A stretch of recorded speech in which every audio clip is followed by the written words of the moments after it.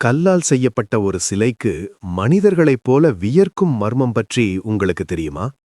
வெறும் 4 பேர் தூக்கும் ஒரு சிலை அடுத்த சில நிமிடங்களில் 128 பேர் சேர்ந்து தூக்கினாலும் நகராமல் எடை கூடுகிறது.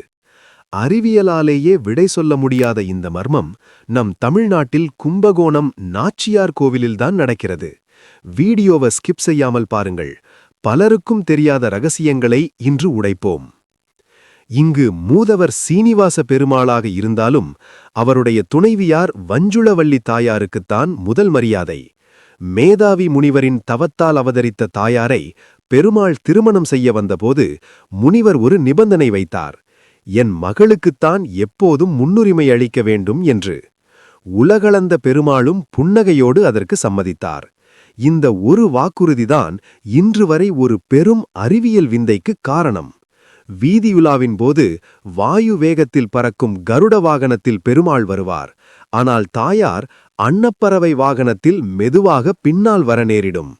கணவர் முன்னே மனைவி பின்னே வருவது அழகல்ல என கருதிய தாயார், நான் முன்னே செல்கிறேன், நீங்கள் எனக்கு பின்னால் மெதுவாக வாருங்கள் என அன்பு கட்டளையிட்டார்.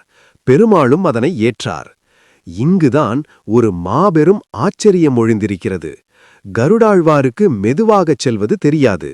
அதே சமயம் தாயாரின் கட்டளையை மீறவும் முடியாது.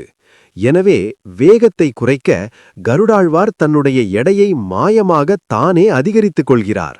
மார்கழி பங்குனி மாதங்களில் நடக்கும் கல்கருட சேவையில் சன்னதியில் வெறும் 4 பேர் சுலபமாக தூக்கும் இந்த சிலை வாசல் படிக்கு வரும்போது 8, 16, 64 என மாறி 128 பேர் சேர்ந்து தூக்கினால் மட்டுமே நகரும் அளவுக்கு கனமாக மாறுகிறது. அது மட்டுமல்ல, இவ்வளவு பெரிய பாரத்தை சுமக்கும் காரணத்தால் கல்லால் செய்யப்பட்ட அந்த கருடரின் திருமுகத்தில் முத்து முத்தாக வியர்வை துளிகள் தோன்றுவதை இன்றும் நாம் நேரில் பார்க்கலாம். அர்ச்சகர்கள் பட்டுத் துணியால் அதனை துடைப்பார்கள். வீதியுலா முடிந்து திரும்பும்போது எடை படிப்படியாக குறைந்து மீண்டும் 4 பேர் தூக்கும் அளவுக்கு சிலை லேசாகிவிடும்.